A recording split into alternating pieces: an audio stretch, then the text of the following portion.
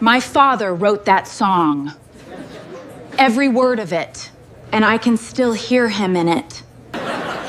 Hearing him is a sweet thing, honey. It is not a copyright. Prove he wrote these lyrics and it's yours. Go on. I will wait. You all knew him. Not one of you will say it out loud. Say what, honey? That a sad old man told a pretty story once? Bless him, a story is not a signature. Prove he wrote these lyrics and it's yours.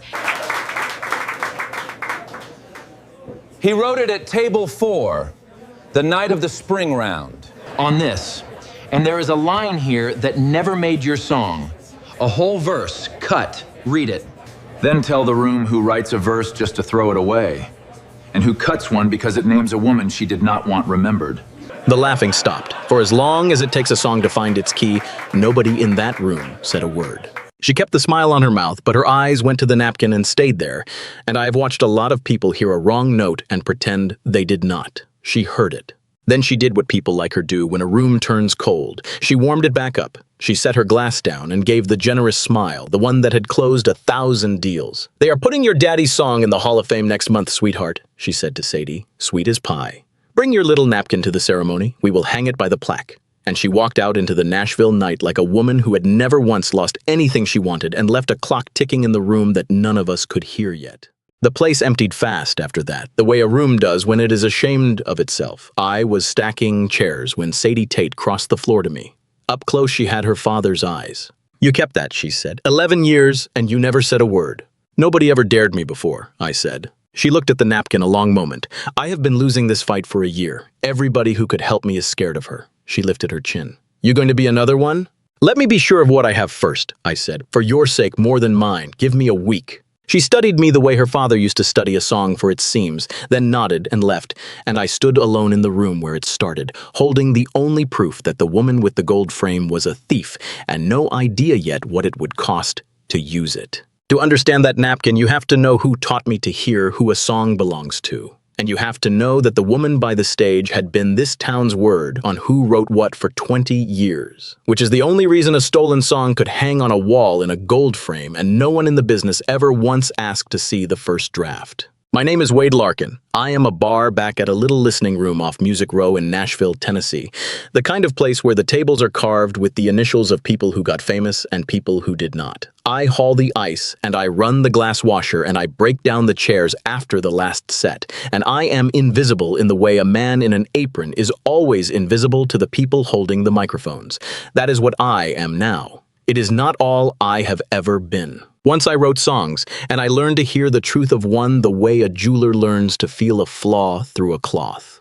I could tell you who really wrote a lyric, not from a signature, but from the bones of it, the way a person rhymes when they are not trying, the image they always reach for, the verse they cut, and the reason they cut it. A song carries its maker in the parts nobody notices, the same way a voice carries a hometown. A thief can copy the hook. He almost never copies the scars. I was good at hearing them. Good enough that when I took my own songs downtown to the one office whose blessing turned a writer into a career and got sent home with a smile and a lecture, I did not understand yet that being good at hearing the truth is a dangerous thing to be in a business built on who owns it.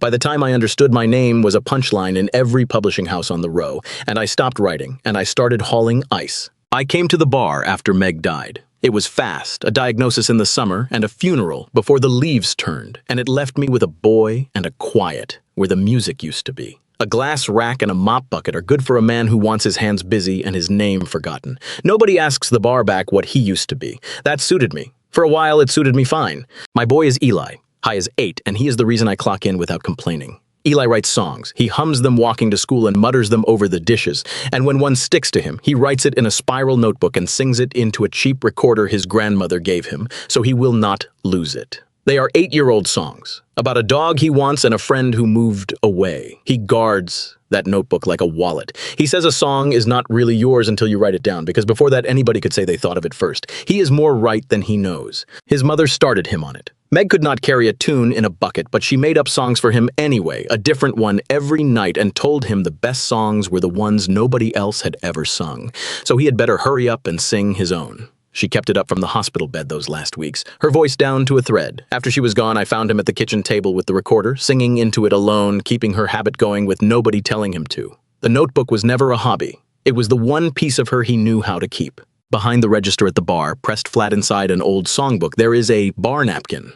Soft as cloth now from being folded, brown at one corner from a coffee ring, covered in a slanting hand in smeared pencil, a whole song, verses and all. It belonged to a knight, and the knight belonged to Vernon Tate, the man who taught me everything I know about how a song is built and how it can be stolen. When he died, he left me that napkin. I keep it flat, and I keep it hid, because a man should hold on to one thing that proves the world was wrong about who mattered. I met Vernon when I was 19 and thought a song was a thing you felt. He set me straight at this very bar on a slow Tuesday when a kid 2 stools down played something pretty, and Vernon leaned over and said, "That is a good song. It is also 3 other people's good song, stitched together. Listen for the seams." I could not hear them. He played me the 3 originals humming, and then the seams jumped out like stitches in a hem. "A real song is all one cloth," he said. "It remembers the one room it was written in. You will learn to hear the room." Then he told me the thing I will say to you when it is time, the thing I wrote on the inside cover of my first notebook. And it took me 20 years and losing everything to understand he was not only talking about songs. He taught me the rest over years, the way you learn a trade instead of a lesson, how a writer has a home chord he drifts back to when he is tired, the way a man cannot lose the vowels of the place he came up. How the truest line in a song is usually the one that scans a little wrong, because the writer would not bend the truth to fit the meter. He never wrote any of it down as rules. He would play me 2 records and wait.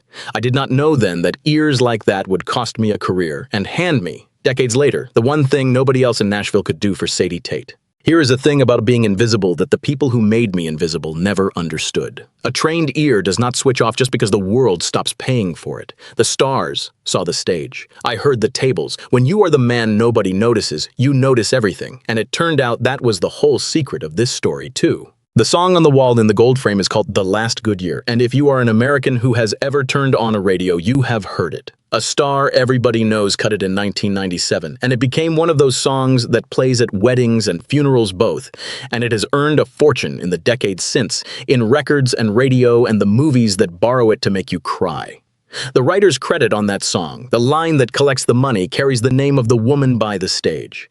Her name is Paige Harlow. And for 20 years, she ran the publishing house whose word decided which songwriter on the row got paid and which one got a lecture. She had been Vernon Tate's publisher. She had been the whole town's idea of the person who protected writers. She was, it turned out, the person who ate them. Because Vernon wrote "The Last Good Year." He wrote it at table 4 on the night of the spring songwriter round in 1995 on the napkin under my register, and he sang it that same night to a room of 30 people 2 years before the star ever heard it. I know because I was 19 and I was there washing glasses, the same job I have now, life being the circle that it is. The night I held that napkin up was a memorial. A year after we buried Vernon, an evening the bar threw in his name. His daughter came. Half the row came to look sad and be seen. And Paige Harlow came because a woman like her never misses a chance to grieve a man she robbed. I had kept my head down for 11 years, and I knew exactly what it costs a man to lift it. But there are some things you cannot let a room laugh at, and a dead man's own song, in his daughter's mouth, was one of them. Here is what the cut verse was. On the napkin, between the second chorus and the last, there is a verse that is not in the hit, 4 lines about a woman named Etta waiting up with the porch light on.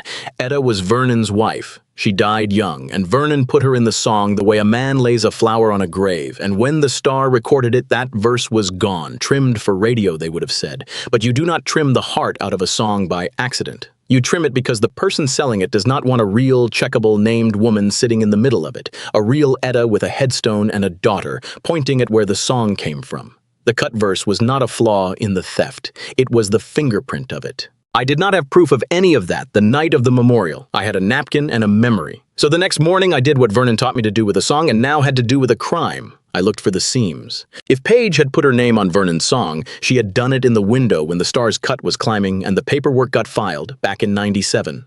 When Vernon was broke and grateful and would sign anything the woman who fed him put in front of him, that was the only window.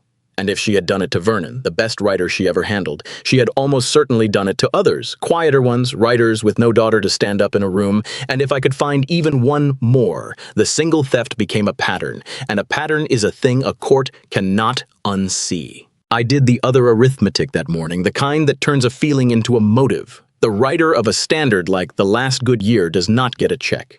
He gets an income for life and then some. Every play on the radio, every wedding, every movie that borrows it to make strangers cry. 30 years of that was not a fortune. It was a river running into one account, drop by drop, so quietly nobody thought to ask where the water came from. That is the genius of stealing a song instead of a car. A car gets reported missing. A song just keeps playing, and every play sounds like proof it was always hers. Vernon died in a rented room with a space heater, and the river ran right past his door. I did not have proof yet. I had a napkin and a dead man's habit, so I went to find the records that outlived him. The song had been registered with the Copyright Office, and a registration carries a date. I pulled it, and there it was, filed in '97 under Paige Harlow's name as writer, with Vernon listed nowhere, not even as a source. But a registration is only as honest as the person who files it. What I needed was something older, something from the room, and I remembered where it might be. Years back, a university folklore program had gone around Nashville recording the songwriter rounds, the real ones, the Tuesday nights nobody thought were history yet, and they had kept the tapes in an archive open to any researcher. If they had rolled tape on the spring round in '95, then somewhere in a climate-controlled room there was Vernon Tate, alive, singing The Last Good Year, Etta verse and all, 2 years before Paige Harlow's name ever touched it, on a recording she did not know existed and could not reach. I found it in an afternoon. A young archivist queued it up, and Vernon's voice came out of a speaker. 30 years young, and he sang my whole childhood in 3 minutes, and when he got to the verse about Etta and the porch light, I had to look at the floor. The date was on the box, stamped by the university, months before the Star ever heard the song. Years before it was registered. Vernon had reached out of the ground and handed me the first link of a chain I could not have forged if I tried, because it was recorded by strangers who had no reason to lie and no idea what they had. That night, I could not help myself. I took the napkin out of the songbook and unfolded it on the kitchen table and read Vernon's smeared pencil by the good light, the Etta verse and all. A song always remembers the room it was written in. Vernon had said it to me the first year, and I had thought he meant it sweetly, the way old men say things. He did not mean it sweetly. He meant it as a fact. A song keeps the fingerprints of the night it was born, the cut line, the real name, the voice on a stranger's tape, and no amount of money can wipe them off if somebody keeps the room. I had kept the room. I just had not known I was the last one holding it. But hearing the truth and proving it to a court are different trades, and I was a barback with a napkin and a phone number for a folklore archive. I almost let it go. I want to be honest about that. The morning after the archive, I sat across from Eli at breakfast and watched him fill a page of his notebook with a song about a snowman, guarding the page with his arm out of pure 8-year-old habit, and I did the arithmetic a father does. If I pushed this, I would be the failed songwriter again, the town punchline, this time dragging a grieving daughter and my own boy in behind me. The quiet had cost me a career. It had also kept a roof over Eli's head and let him grow up thinking his father was just a man who worked at a bar, which was a gentler thing to be than a man the whole row had laughed out of the business. "Dad," Eli said, not looking up, "if I sing my song to Marcus and then he sings it to everybody, is it his song now?" "Did you write it down first?" "Yeah, in here," he patted the notebook. "Then it is yours," I said, and something in my chest turned over. It does not matter who sings it the loudest or who says it first at recess. You wrote it down, you made it. That is the part nobody can take, as long as somebody keeps the proof. He nodded like I had settled a great question of law and went back to his snowman. I looked at my son guarding his little songs with his arm, and I understood I was not going to walk away. A man who tells his boy that writing it down is what makes it yours cannot stand behind a bar and let a woman keep a dead man's name off his own song. I found out how dangerous the choice was 2 days later. I needed someone who had been in the room besides me, someone the world would believe, and the person who had been in every room was Marge Culpepper, who had owned the bar and hosted the rounds for 40 years before she sold the place and half retired. I found her at her house with a garden and a garage full of tape. She had recorded every round she ever ran, board mixes onto reels, and she had kept the sign in books, the dated pages where each writer wrote their name and the title of what they would play. "Vernon played The Last Good Year the night of the spring round '95, she said, before I even finished asking, because Marge forgot nothing. New song that night, I remember because he cried at the Etta verse and made us all cry, and Vernon never cried. It is in the book. His name, his title, the date, and I have the board tape." She looked at me a long moment. She poured coffee neither of us drank. Here's the part that has kept me up, Wade. And I never told a soul because I could not prove it meant a thing. Paige was here that first night, the spring round, 95, back table, by the door. I noticed because she never came to the early rounds, the ones with no names on the list, and that night she did, and she left before the last chorus was done, before the room finished clapping for Vernon. Marge looked at me. I always wondered what she came for and left so quick. Now I know. She was not there to hear a song. She was there to shop for one, and she did not need to stay for the ending. She already knew how it went. You are not asking me this to feel better, Wade. No, ma'am. Paige Harlow. She said the name like a word she had been holding in her mouth for years. I always knew. I could never prove the paper, but I can prove the room. She got up. I will pull the reel and the book, but you be careful. That woman does not lose quietly, and you have got more to lose than most. I should have listened harder to that last part. Because I made my mistake that same week, and it was the kind only a man who used to know better makes. Marge's board reel was the one piece I could actually hold, and I could not stand to wait. So before I told a lawyer, before I told anyone with a title, I borrowed that reel from Marge's garage, and I took it to a friend with a studio, and I digitized it myself, my own hands on the tape, my own laptop, to hear it clean. I told myself I was protecting it. What I was doing was handing Paige Harlow the one story that could turn all of it to smoke. Then the pressure started, quiet at first, the way it always comes for the people with the least. The folklore archive called. Someone had filed to restrict access to the round recordings, citing a privacy claim on behalf of performers, and until it was sorted, the 95 tapes were sealed. My clean, untouchable link had just been reached for, and Marge called, her voice tight, to say a lawyer had left a message reminding her that she had signed releases decades ago that might, they suggested, make those old tapes the property of somebody else now, and wouldn't it be a shame to spend her retirement in a fight? They are scaring an old woman off her own tapes, she said. I'm not scared, but Wade, they know. Somebody told them exactly what we have. Somebody had me with my hands on that reel in a studio with a door that did not lock and a friend who talked. Then Paige made her move, and she made it clean. Word went around the row inside a day. A statement from her office, warm and sorrowful, about a troubled former writer she had once had to turn away, a man who blamed her for his own failure, who had now attached himself to a grieving family and was pressuring them with a forged bar napkin and a bootleg tape he had physically tampered with, in what her lawyers were calling a clear attempt at extortion.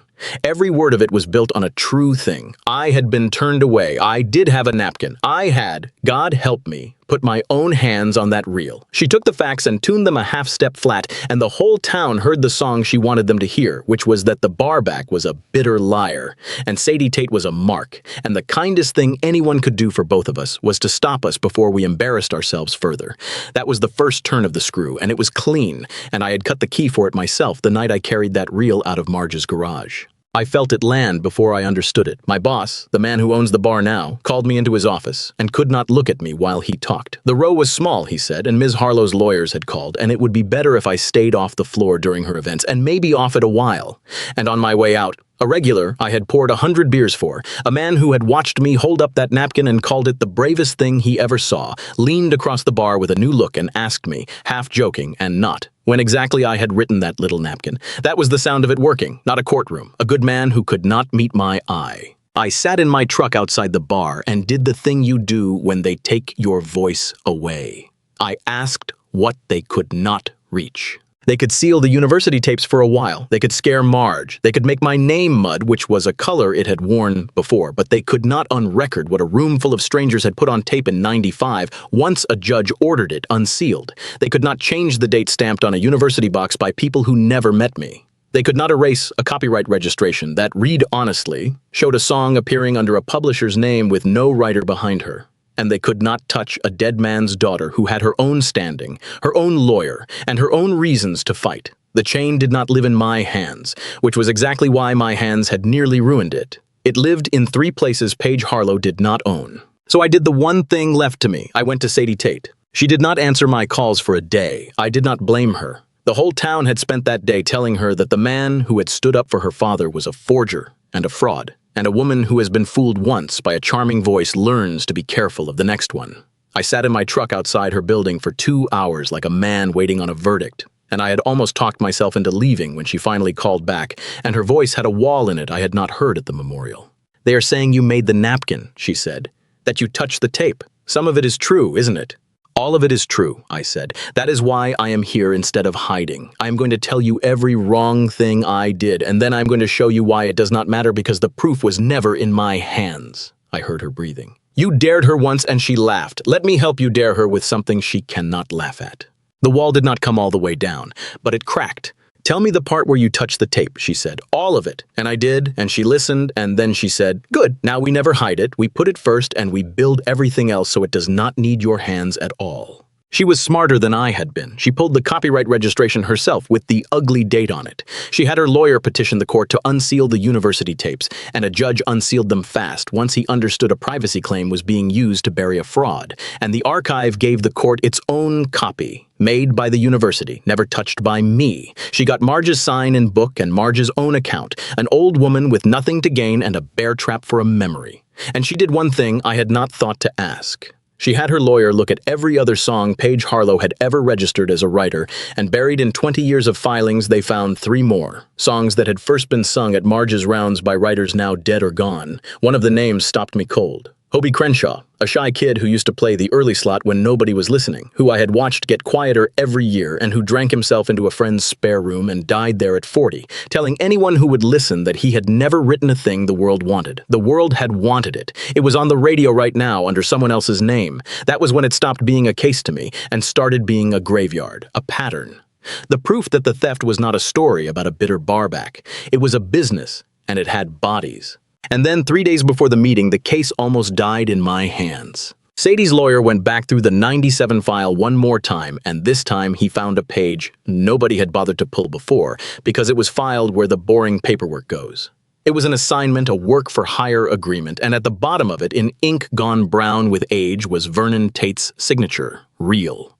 I knew his hand the way I knew my own. He had signed his song over to Paige Harlow's company for a flat fee that would not have covered a month of the rent he died owing. I sat with that page for a night, and it hollowed me out. If Vernon signed, then Paige had paper, a dead man's own hand saying the song was hers, and no tape or napkin might beat a signature a judge could hold. Worse, it explained the thing that had gnawed at me since the memorial. Why Vernon, who taught me to fight for a song like it was your own child, had spent the rest of his life saying nothing, while his name sat off his own record. He had not been robbed at gunpoint. He had signed. He believed he had sold himself, fair and legal, for pocket change, and he was too ashamed to ever say so. Shame is the quietest thing there is. She had not just taken his song, she had made him keep her secret for her. I called Sadie ready to tell her we were beaten. She did not let me get there. Read me the date on it, she said. So I did, and the line went quiet, and then she said, soft and even, Wade, that is 3 weeks after the night in Marge's book. 3 weeks after the tape. And the whole thing turned over in my hand like a coin catching the light. The signature did not prove Paige wrote the song. It proved she did not. You cannot buy a thing that is already yours. That page was Paige Harlow 3 weeks after she stood in the back of a bar and heard a broke man sing a hit, walking up to him with a flat fee and a pen because she knew to the penny what it was worth and knew he had no idea she knew. The assignment was not her defense. It was her confession signed by her own victim, dated in her own greed. We had the case, and that was exactly when she stopped fighting the case and came at the thing I could not file in a court. Eli came home from school 2 days before the ceremony with his notebook clutched to his chest and his face gone white in a way I had never seen on him. He had sung his snowman song at the bar's family open mic the month before. The one afternoon they let the kids get up and somebody had filmed it and put it online, proud, harmless. And that morning a thick envelope had come to the house from a law office addressed to my 8-year-old by name. Inside, a letter informed him that his song bore substantial similarity to a composition controlled by a certain publishing company, demanded the video come down, and reserved all rights and remedies against him and his family. They had sent a cease and desist to a 3rd grader over a song about a snowman. I read it 3 times, not because I did not understand it, but because I could not believe the size of the smallness. No child snowman song infringes anything, and every lawyer who touched that letter knew it. It was a message, and the timing said everything. The ceremony was in 2 days. She did not need to win the meeting. She needed me not to show up to it.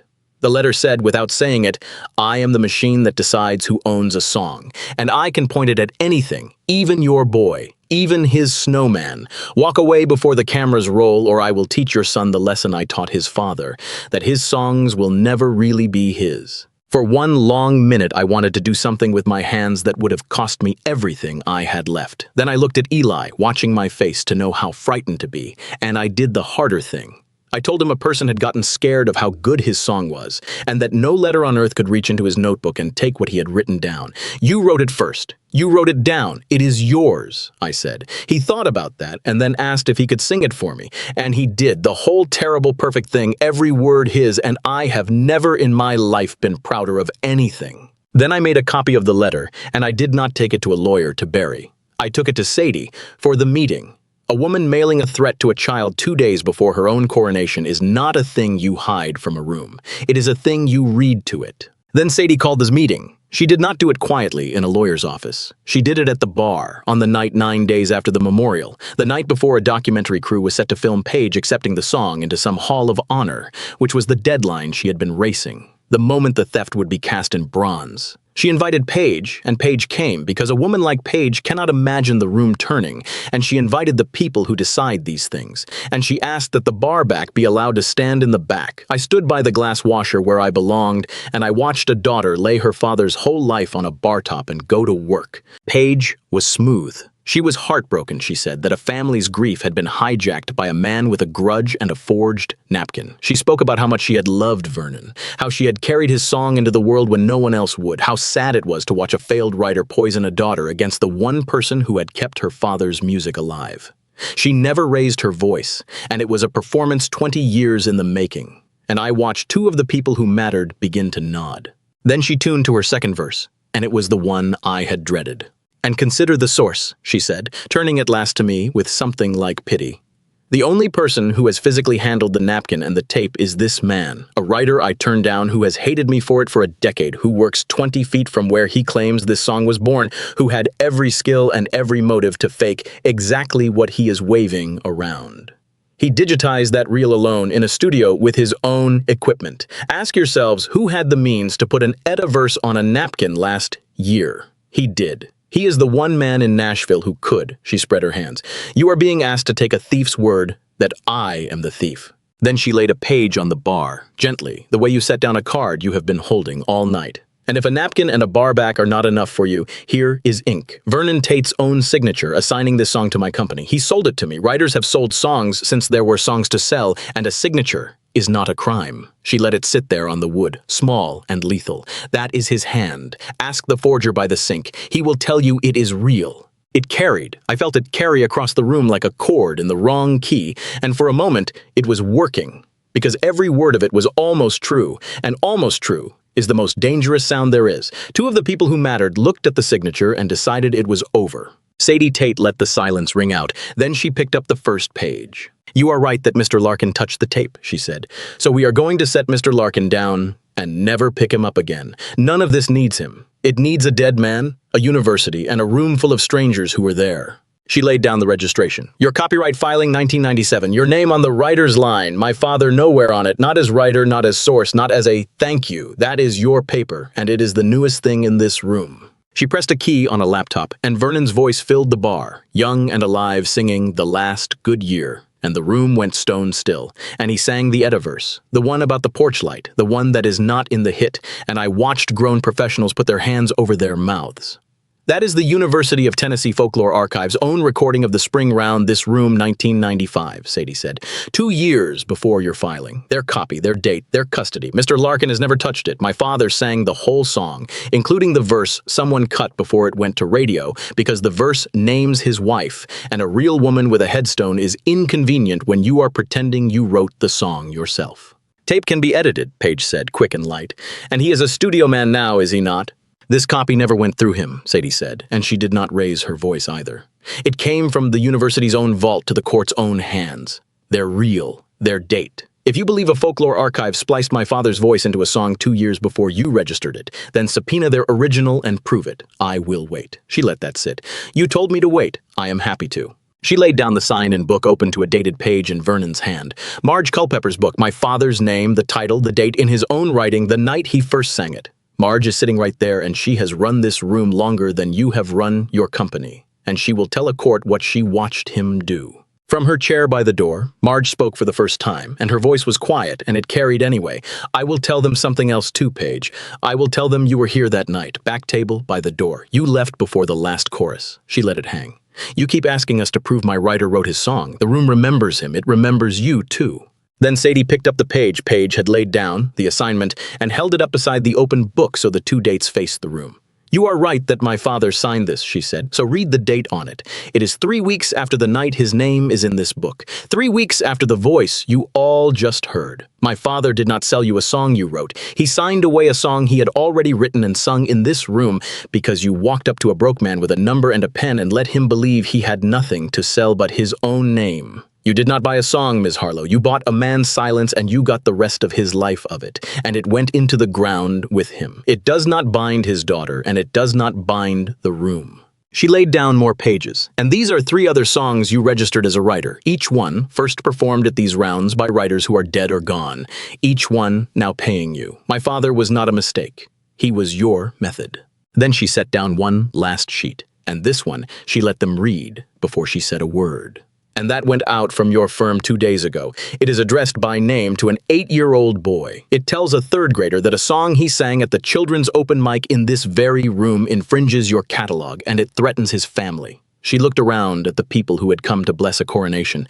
You told me to prove my father wrote his song. I have. But now you also know the woman you were about to carve into bronze because when the proof got close, she mailed lawyers at a child over a song about a snowman. That is who she is. The rest is just paperwork. That was the moment the room turned. Not the tape and not the dates, though those were the proof. It was the letter to the boy, and every face in that bar landed in the same place. A person who would do that to a child had surely done the rest. For as long as it takes a needle to find the first groove, nobody in that bar said a word. And this time, the quiet was not on our side of the fight. It was sitting square in Paige Harlow's chair. She tried. People like her always try, right to the last bar, because the voice is the final thing to go. She said the tape was misdated and the book was sentimental and the letter was a routine matter her office handled without her.